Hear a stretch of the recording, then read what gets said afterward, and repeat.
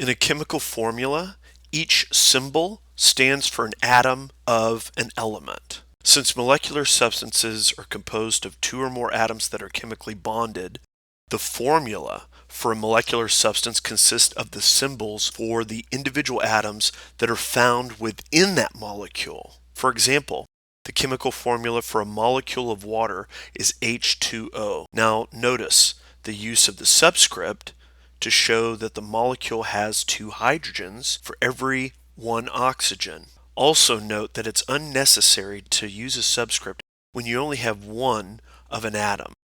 The oxygen symbol communicates that there is only one oxygen.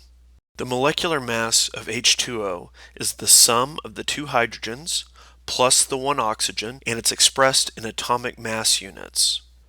So here's how you're going to calculate the molecular mass of H2O. There are two hydrogens,